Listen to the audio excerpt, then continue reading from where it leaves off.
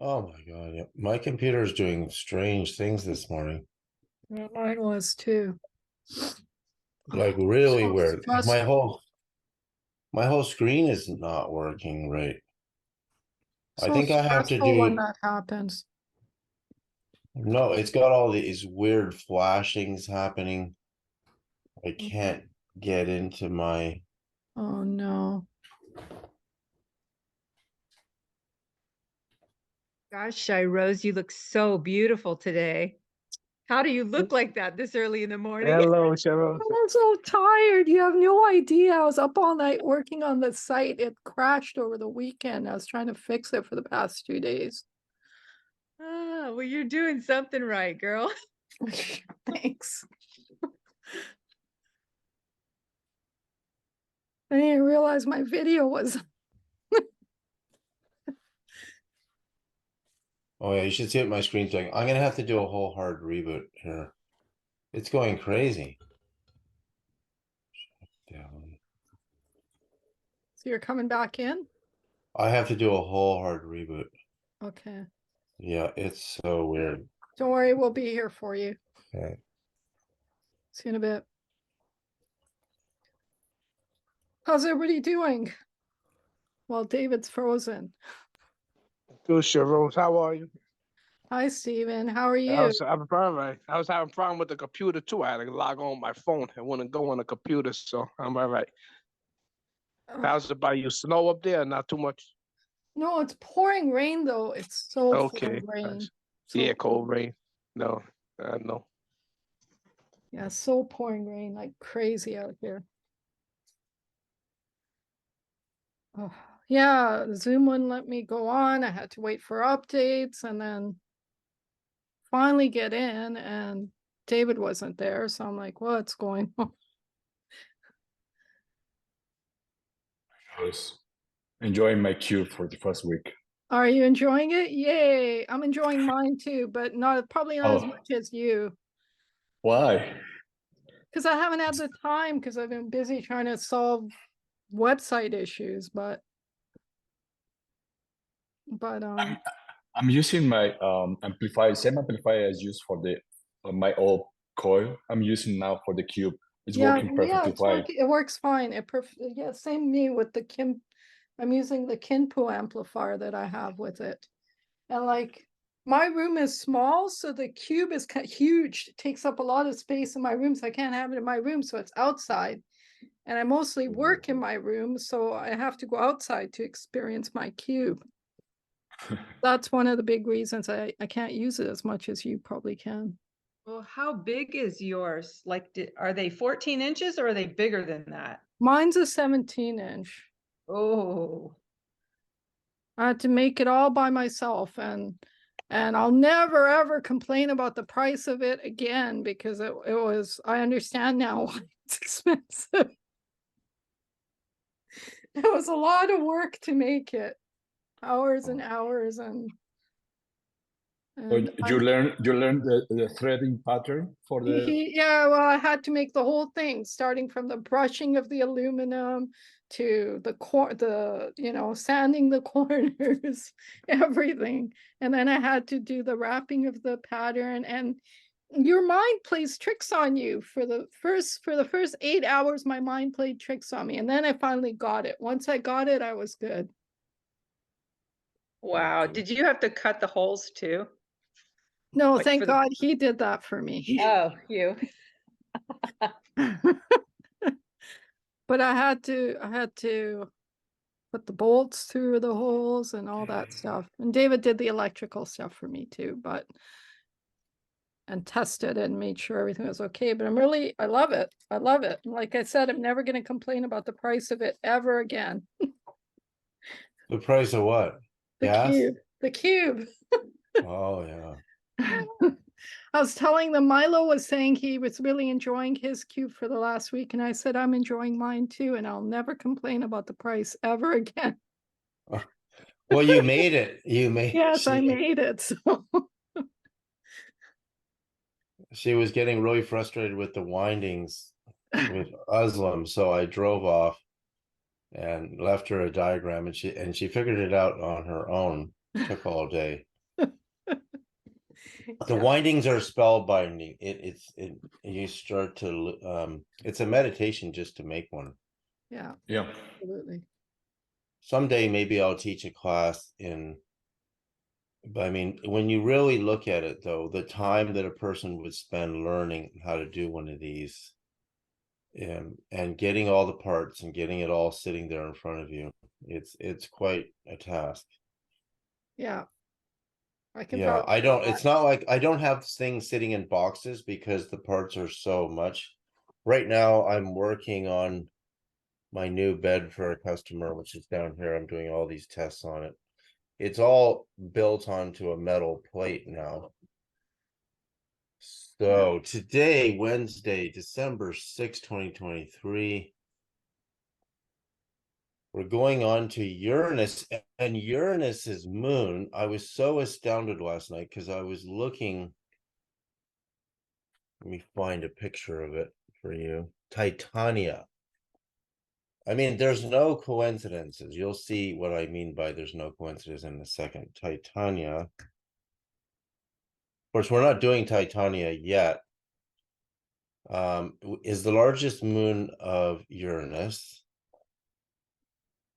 It's kind of a blurry picture of it that NASA has here, but we might as well just show it anyway. This is Titania, a Uranus moon. This is Uranus's biggest moon. Remember, the moons are the gatekeepers of souls. When Dante goes to the first heaven, he goes to the moon, which is really our gatekeeper. And really, Earth is a heaven. There is a heaven here. It's right in front of us, like Jesus said. It's like a scroll rolled out in front of us, and you don't see it. But the point is, the moon. David, can you let Laura in? I can't let her in for some reason. It's not showing her on mine. Okay, never mind. She's in. Sorry. Yeah, so there's Titania. And so I calculated the frequency of Titania last night. And let's stop share. Let me go back to Titania. Okay, Uranus's largest moon. Maybe it's better on Wikipedia. Titania, no, that's the play. Titania,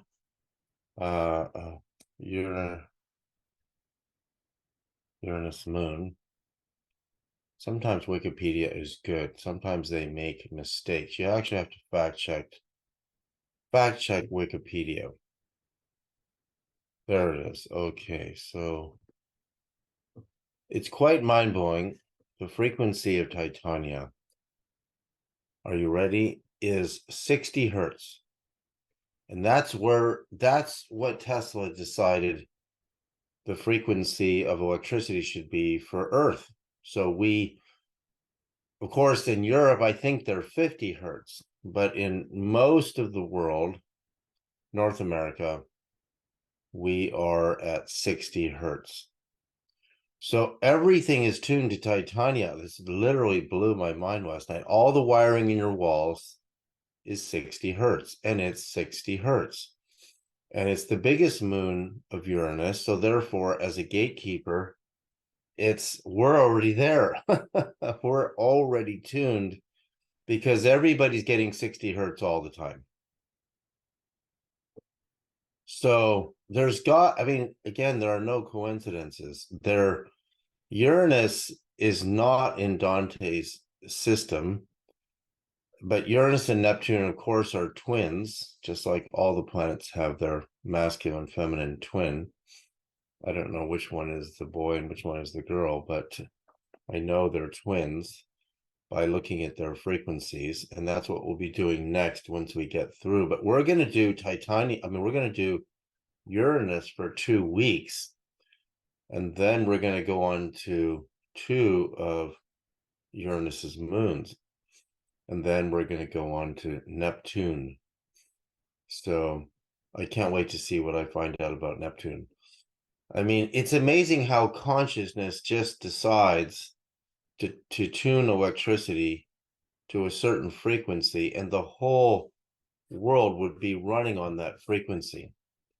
And again, let's see, what is the frequency of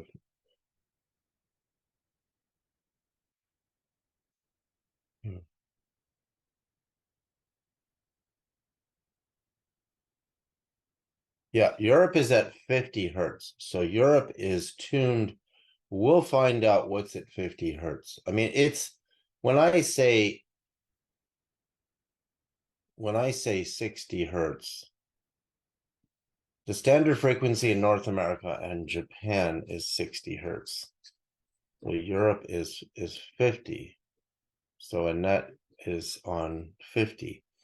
Right. 50 is slow. That's definitely slower. Of course, they're at 220 volts.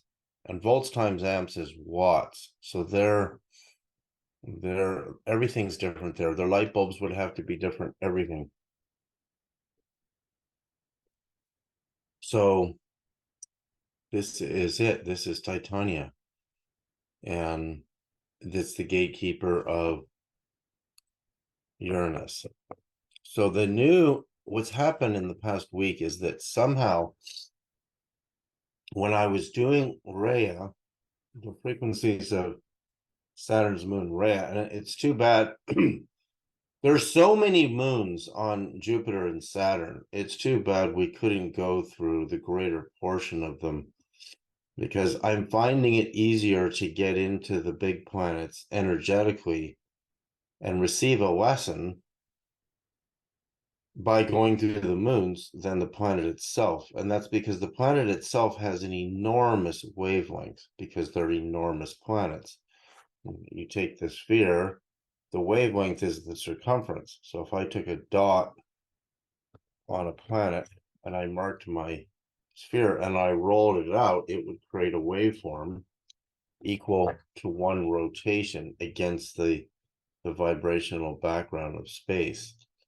And the frequency of a planet is different than the standing waves, which I've been doing cymatics this week with these little dishes on my coils and making amazing videos of it. And let me see if I can show you one, because I got this cymatics machine and I've been doing all sorts of frequencies. You see, this is kind of what it looks like. Can you see that, Shros?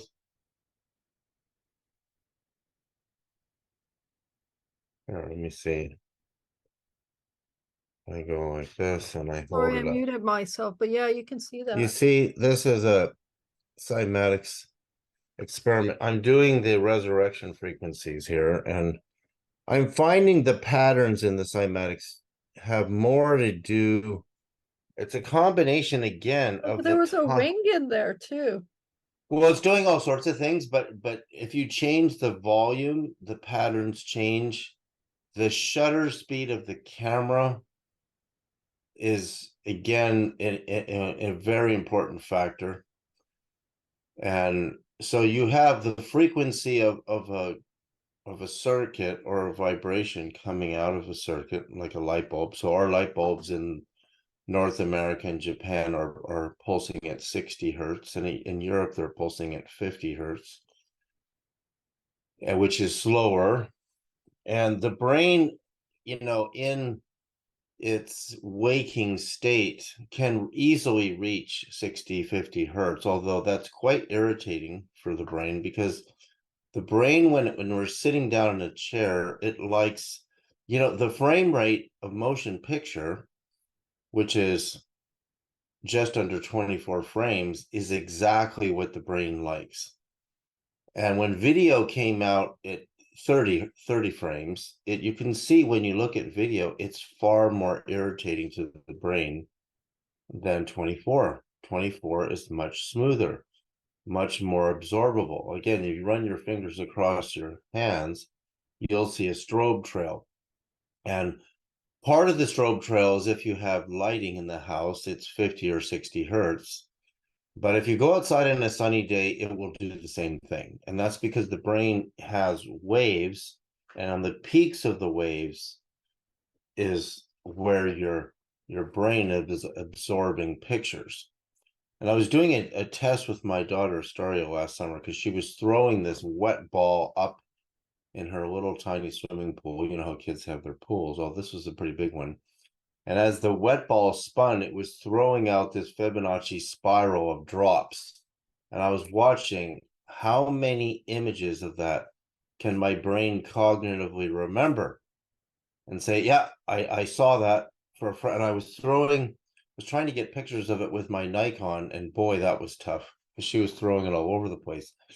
But it shows you how little of the information that's happening right in front of you we can retain unless we're trained. And we're trained and we're trained and we're trained. And you start to realize when Jesus says the kingdom of heaven is right in front of you like a scroll, but you can't see it. Well, you can't see it until you're trained. And the thing about cymatics, to me, cymatics, when you really understand it, is not science. It is sort of science, but the frequency of the observer, so the frequency of the frame rate of the camera, depending what frequency your brain is, if your brain is at a different frequency than mine, so 3 or 4 or 5 observers of the cymatics will see a different image. And then there's the shutter speed of the camera, but there's also the timing of when one photographer will push the shutter and another photographer. And if 2 photographers take 2 pictures of the same thing, it will be slightly different. So in that sense, cymatics is extremely difficult. And then the physical material of the dish, in this case, it's plastic. The speed of sound moves in different materials at different speeds. So if you're using a steel dish versus a plastic dish, the vibrations are going through it at different rates. So that's why it's not really science, because you can't say that this frequency produced these patterns. That's not true at all in cymatics. But if you watch what's happening in a two-dimensional pond, the wave goes out, it hits the limitation of the dish, and that shocks the wave back in. So then it crushes in, and then it meets another outgoing wave. And when the outgoing wave meets the ingoing wave, they form standing nodes.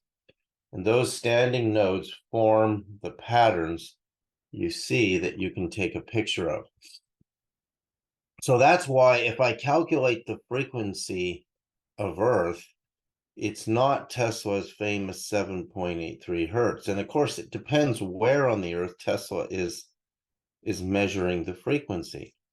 So as the standing waves of the Earth, there's a series of them. And that's because on a sphere, the waves go around the sphere and they back into each other and they form standing nodes. Just like if you drop a pebble in a lake, the standing node that's formed is due to resistance of the wave on other waves that are pushing the other way on it, that are actually in the lake. There's always a wave. Even if you don't see a wave on the surface of the lake, there's waves.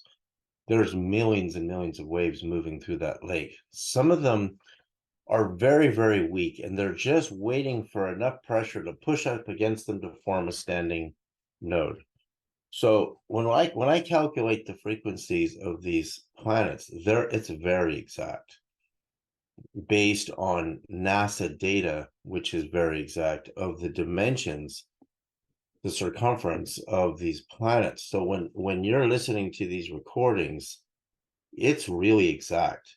That's why if you see 2 spheres that are at the same frequency, which I haven't seen yet, they would be absolute twins. But you will see 2 spheres that are very close to each other's frequency because their circumference wavelength that they emit is very similar. You'll get a binaural beat. And binaural beats, which the Monroe Institute used in the early days to induce altered states of consciousness, have to be in a harmony rhythm with each other. So they're spaced slightly apart, which gives you this stereoscopic sound effect. Whereas mono sound would be dividing a signal in half and sending both signals to the left and the right speaker, and therefore it's much flatter. True stereo is binaural, so that gives you this holographic awareness. So in a way, when planets are spaced like that, they're holographic. So when I was doing Rhea, which is the second moon of Saturn, suddenly I realized what's happening in the solar system with the matter and the antimatter. The reason Saturn has the most observable, stable antimatter, which is in its rings, which is the most powerful, has the most powerful reaction to ordinary matter. That antimatter, one, may be a future energy for space propulsion, and two, the most powerful weapons in the future will be made out of antimatter. Of course, anything that is explosive has the ability to propel or move something. So there's two ways you can use it. You can even use it as an energy source, because it's not the antimatter that creates the energy, it's the reaction it has on ordinary matter. So the insight came in that as we get to Saturn, which is Dante's 7th level, which is a master level, because all the masters of the great religions of the world, when they reach the 7th level, they've attained a state of consciousness that has truly, at the point that it leaps beyond the boundaries and the binding boundary. So we're bound to our solar system. Our brain waves are replicate of the wavelengths coming off the 9 spheres, the 9 planets, clearly. And when Dante leaps past Saturn and goes to the constellations, the fixed stars, his next leap is the Imperium. And the Imperium is really like a station. It's not anywhere near as big as a planet. If anything, it's as big as a small moon, the way he describes it.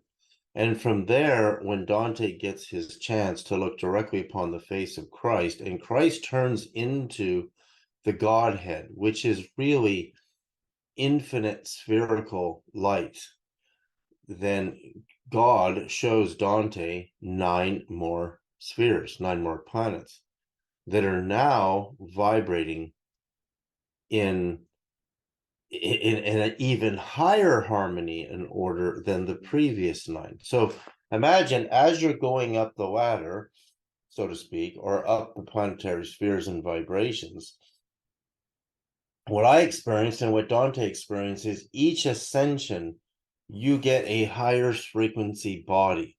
And that higher frequency body you attain is the resurrection body. And Jesus says in the Gospel of Philip, you attain your resurrection body before you die. That's the work. And that's what's missing in the Christian religion, is the work we do in our interior awakening process to attain that higher frequency body. And that higher frequency body is going up and becoming less negative and more positronic, more positive as it gets near Saturn. And of course, it explains why Saturn has the most antimatter, because of course they haven't measured the antimatter on Uranus and Neptune, but because they haven't sent probes there to do this, but theoretically there would be even more antimatter on Uranus and Neptune.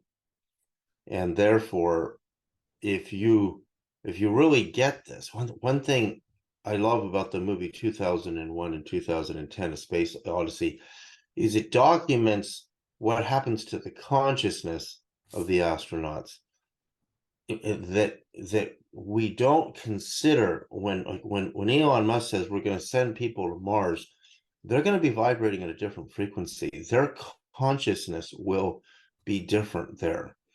In fact, they will change in that vibration, because on Earth we are tuned to the frequencies of this planet, and we're detuned by the radio frequencies and the internet frequencies that we have running all over the planet all the time. And in fact, in some cities, the Earth frequency, the Schumann resonance, is non-detectable because it gets drowned out by all of the technology. So people are being detuned. And the detuning of human beings could easily explain why they're getting so messed up. I got a quick question. Yeah. So if when you were saying Jesus was saying that we really want to attain a resurrection body while we're here on Earth, and that's the work we need to do you have some detailed steps or some instructions or some overview that we can start working on? Well, that's what we're doing. The resurrection body and the work that the early Christians did on themselves was the breath, the sound, and the light. Right. Okay. So that's in the original book of Matthew, which was used by the Church of James, the brother of Jesus in Jerusalem, which is the first church. That would be the first physical church, which is Orthodox.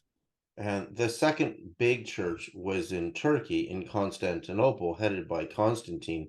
But there were many small churches and gatherings of the original Christians, and they did the tones. Okay. That's in the gospel. What's called the Gospel of the Egyptians is not an Egyptian gospel.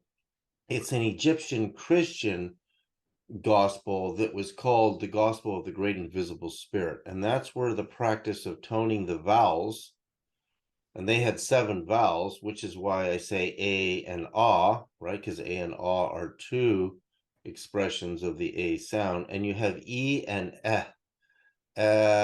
E, and then I is clearly distinct. So they phonetically have 7 vowels, whereas we have 5. So when we're hearing these frequencies in our ear and then doing the vowels, we're activating. It's a slow process, right?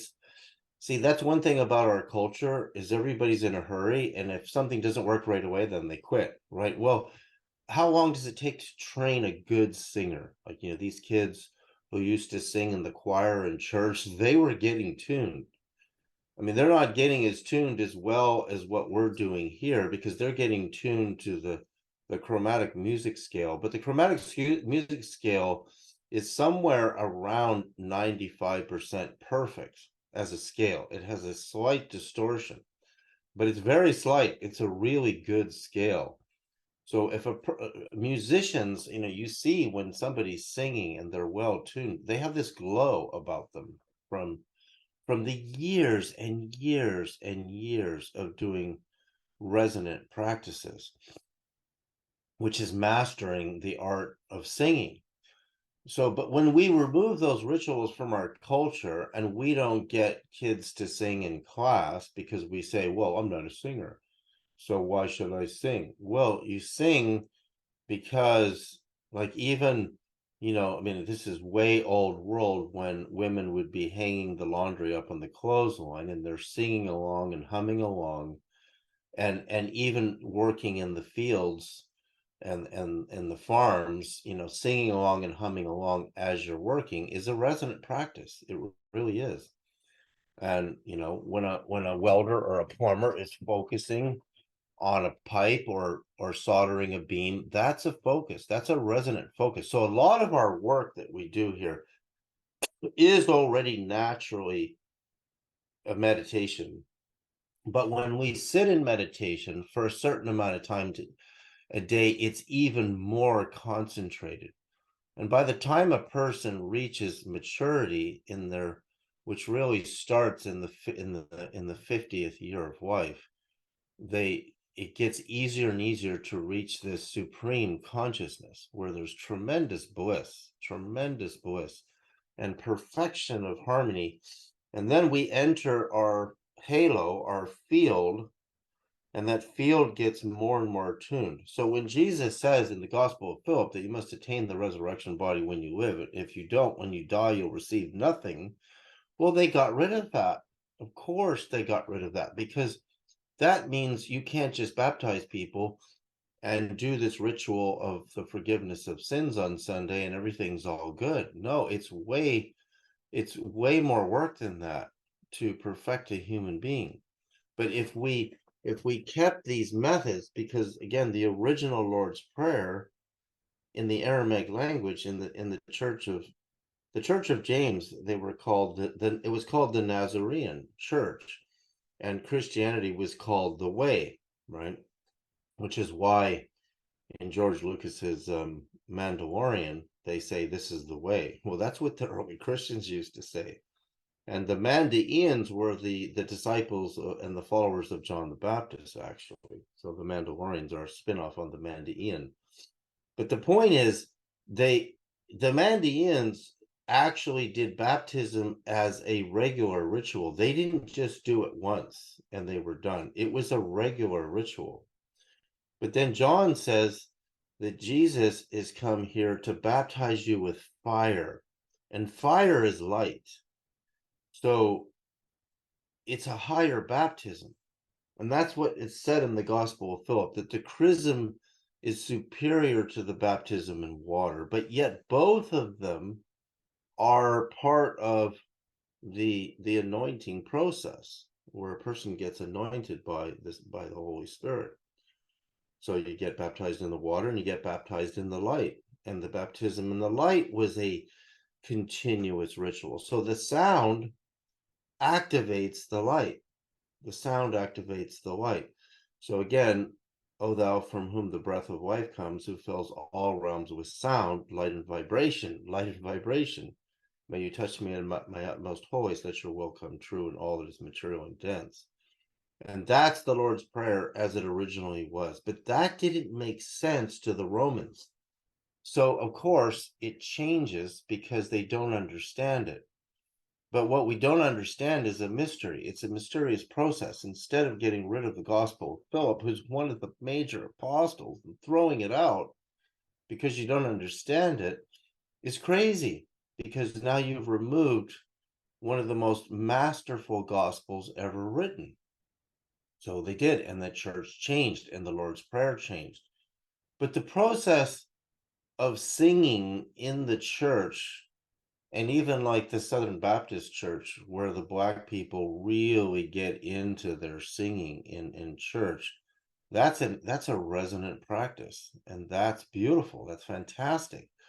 So in a way, by vowel toning, we're really just preparing the movements through the human energy system to be able to vibrate at these different pitches, so that eventually we can break out in song, which is more spontaneous and playful, and sometimes incredibly beautiful, like when you listen to really nicely done classical music.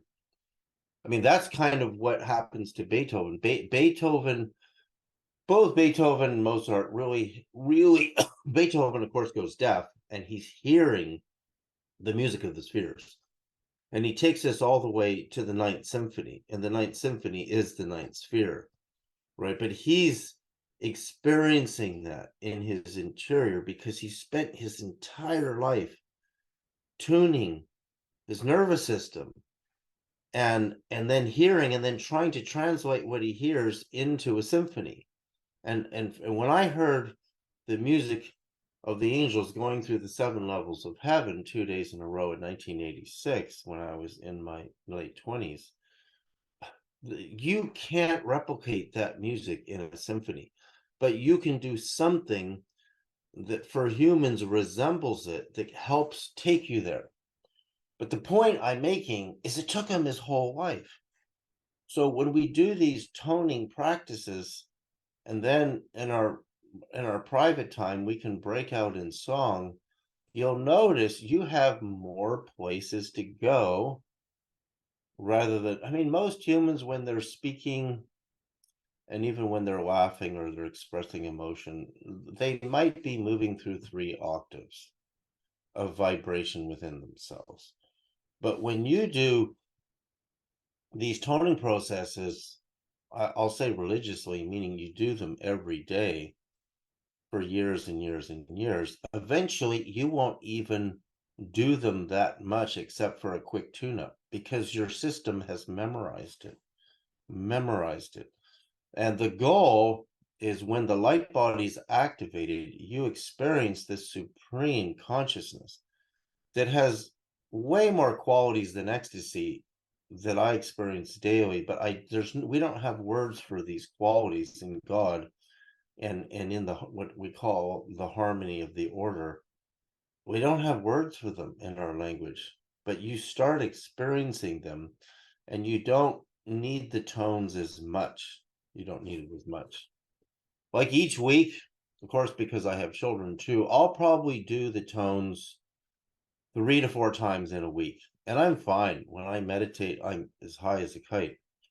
And I can just think it, and it's already happening.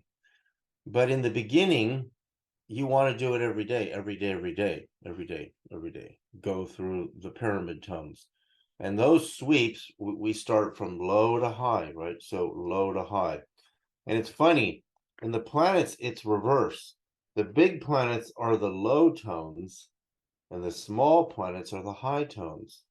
And the moons are all high tones compared to their planetary, partners. So Venus and Mercury don't have moons, but from Earth going out, they all have moons.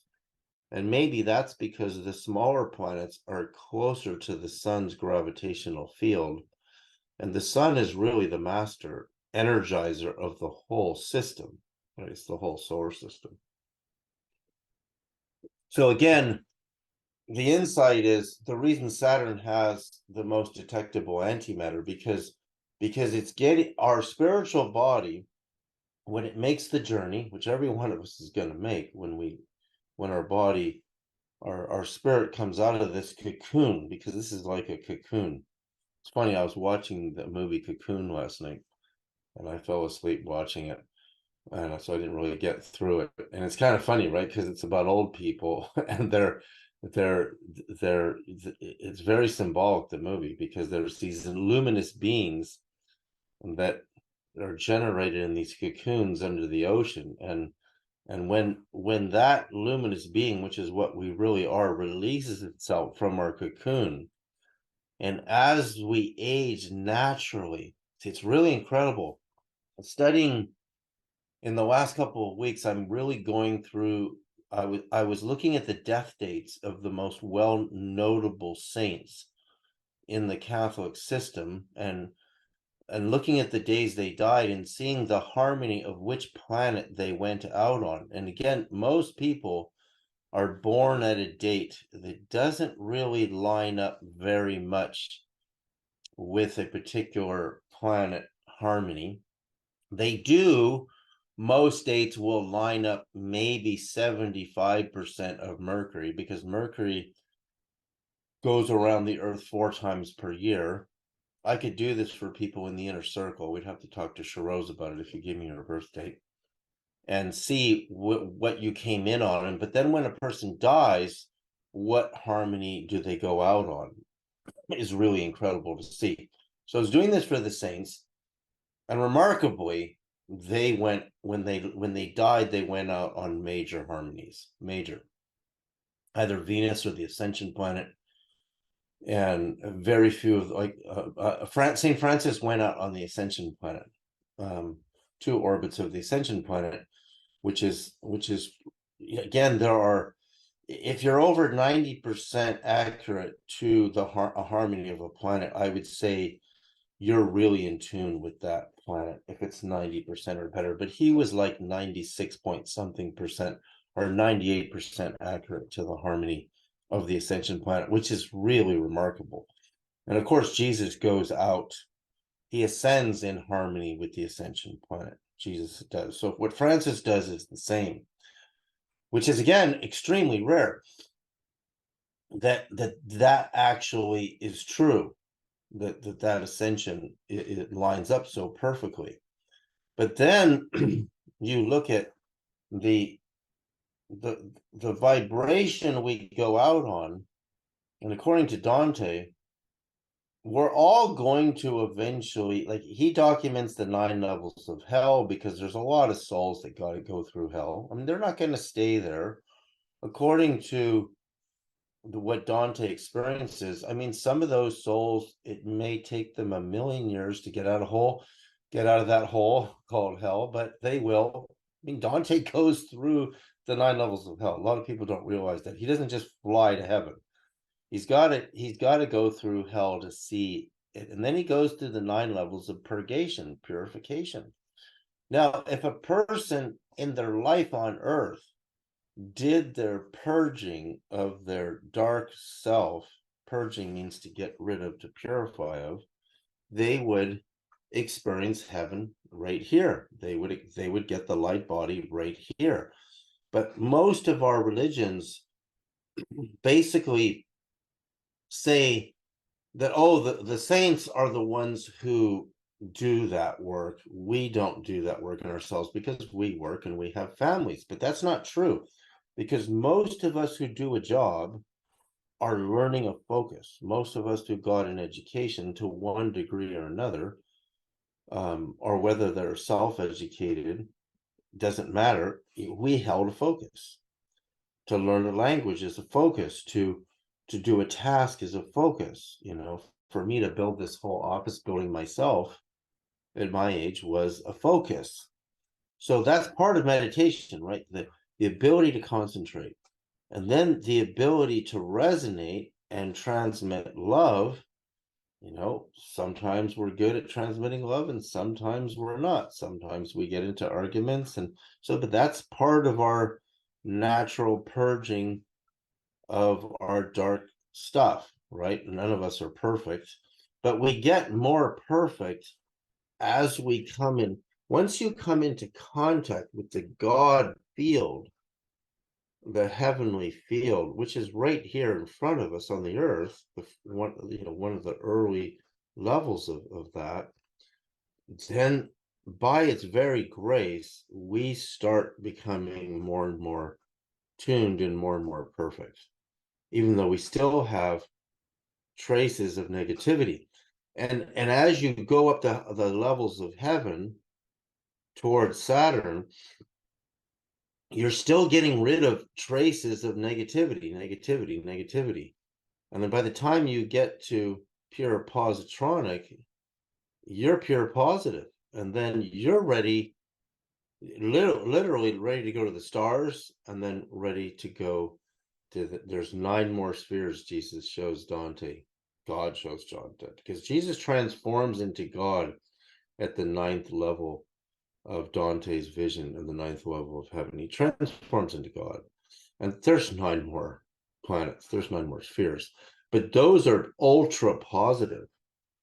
So in a way, even though it's heaven, when Dante goes through the rest of the planets in the solar system, they're still, you can see when you read him, when you read his descriptions, there's illumination, there's bliss, there's elation, there's love, there's all those things, but there's still imperfections. So a master of the 9th level is now ready to begin the journey of 9 more perfect spheres. And there's no descriptions of those. There's no poet or conscious explorer who knows what it's like to describe what those are like. But God shows Dante there's 9 more. And that fits the model of what my wife sent back with the number 591. There's 9 more invisible antimatter, which means positronic planets in between all of the regular planets. And that's part of our spiritual journey. So we have, to me, I look at it as, don't be in a hurry. Just take your time. Don't think that anyone's going to get anywhere really super fast, because even the saints that did this work, for them, a lot of them, it was an emergency. Like St. Catherine of Siena starves herself because she doesn't want earthly food. She just wants God, and she's dead by the age of 33. St. Francis was dead by the age of 44 because he won't take enough human food to sustain his body. In a way, he's too in a hurry because he just wants to go to God. He's done with this. Doesn't want to be in this earthly plane anymore. Doesn't want to eat the food here. It's once you taste the bliss, the benediction of God, you don't really care that much about what's here, but yet you could ground it. Like Saint Teresa of Avila lives a full life. I mean, I think she made it. I forget what her age is. Some of the saints, it seems, especially the women, had an easier time grounding it, coming into being and holding that light and holding it at the earth plane and resonating here and being in that state. But most of them will starve themselves to death, like Francis did. And the last visions they report are pretty, there's a lot of distortion there because their brain is actually dying. So anyway, we have only 15 minutes left, maybe a few minutes more. So let's do some breathing and then I can get the tones going for. Thank you so much, David. That was so helpful. I really appreciate you going very thorough and very detailed on that question. So, thanks for the feedback, Dennis. It's always good to hear that. Yeah. Okay, breathing, turning off my mic, and then I'm only going to do about 7 minutes of breathing and toning. And then you can see Neptune's, we're doing Neptune now, not Neptune's moons yet, for 2 weeks.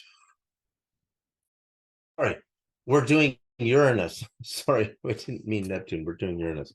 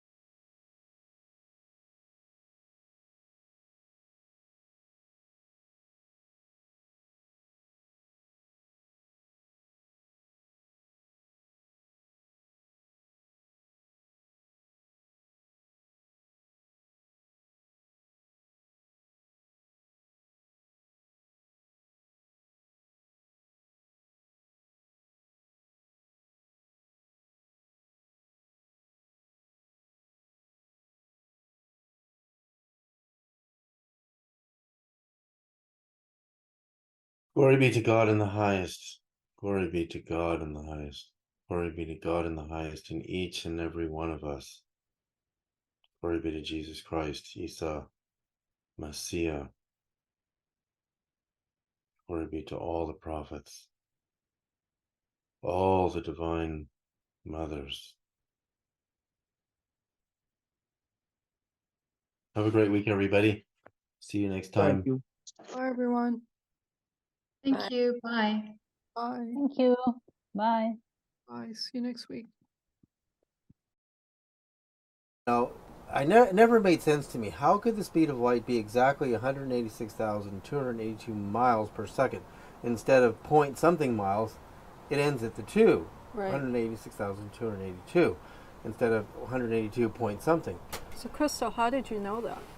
I just knew instinctually, you know, when you work from your center a lot, you just have feelings about or knowings, not even Absolutely. feelings. Yeah. It was just a knowing Yeah. that it was off and it wasn't precise enough. And sure enough, when he decodes things, he gets down to Well, the exact decimal of everything. I looked into the early Michelson-Morley experiments, which were done in Irvine, California, in this tunnel, Right. when they were trying to define the speed of light as an absolute measurement.